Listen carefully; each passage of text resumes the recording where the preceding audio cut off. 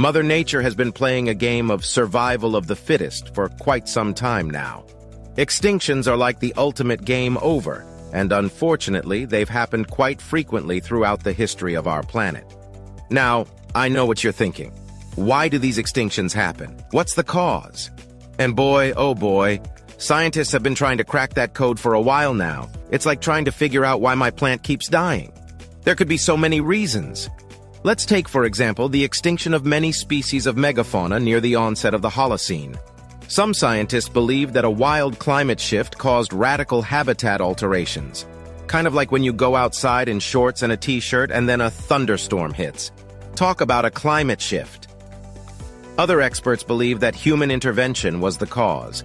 Maybe we overhunted or destroyed habitats. It's like when you're playing a game of Jenga and you pull out one too many pieces and everything comes crashing down. But here's the kicker. Maybe the problem was that we humans, and any animals we brought with us, unknowingly acted as pathogen carriers, spreading new diseases to animals that didn't have pre-existing immunities. Kind of like when you're feeling a little under the weather, but you still go to work and end up getting everyone else sick. Oops. The saiga antelope had a rough go of things recently. They went from being one of the coolest-looking antelopes around, seriously, have you seen them? To nearly extinct in just a few short years. At first, it looked like poaching was to blame. I mean, who wouldn't want to get their hands on a saiga antelope? They're like the supermodels of the animal kingdom. But it turns out that the real culprit was much smaller than any poacher's gun. It was a parasite that causes pasteurellosis. And let me tell you, that's not a fun thing to say 5 times fast. Now here's the kicker. The antelope struck down by the infection were likely malnourished. It's like when you get a cold after a week of eating nothing but junk food and soda. Your immune system just can't handle it anymore. And the poor saiga antelope had it even worse because they had just gone through a colder-than-average winter and a warmer-than-average spring. I mean, talk about not catching a break. Some scientists are even saying that we're in the midst of the planet's 6th mass extinction event. That's right, folks. Not just any old extinction, but a mass extinction. And who's to blame? Well, us, apparently. Now I know what you're thinking, but I recycle.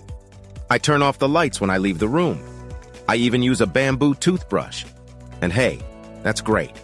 But the truth is, even small changes to the planet's ecosystem can have disastrous consequences. Think of it like a game of Jenga. You know, that game where you stack wooden blocks on top of each other until someone inevitably knocks them over and everyone screams? That's what we're doing to the planet's delicate ecosystem. We're pulling out blocks left and right, and the whole thing could come crashing down at any moment. Yikes! It sounds like the planet is in quite the predicament. I mean, I always knew humans could be a bit messy, but hearing about all of these hazards can make anyone's head spin.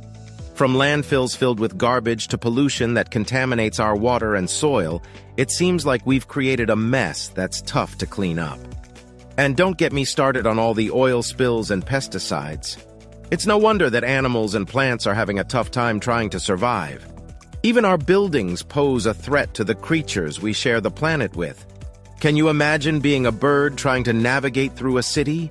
It's like playing a video game, but with a lot higher stakes. And let's not forget about the impact of global warming, which affects everything from the ocean to the land. With all of these dangers lurking around every corner, it's no wonder that so many species are struggling. It's kind of crazy to think about, isn't it? We've done so much damage to the planet that we're actually capable of causing something on the same level as an asteroid impact. From polluting the air, water, and soil to destroying habitats and wiping out entire species, we're not exactly doing Mother Nature any favors. Thanks for watching. We've talked about some heavy topics today, from the various causes of extinction events throughout history to the ways in which humans are contributing to a potential 6th mass extinction. But don't despair just yet. It's not all doom and gloom. There are actions we can take to help mitigate the damage and protect the planet's biodiversity. From reducing our use of single-use plastics to supporting sustainable agriculture practices and conservation efforts, every little bit helps. So let's work together to be the change we want to see in the world and make sure we're not the asteroid that triggers the next mass extinction. Remember to like and subscribe for more interesting and informative content.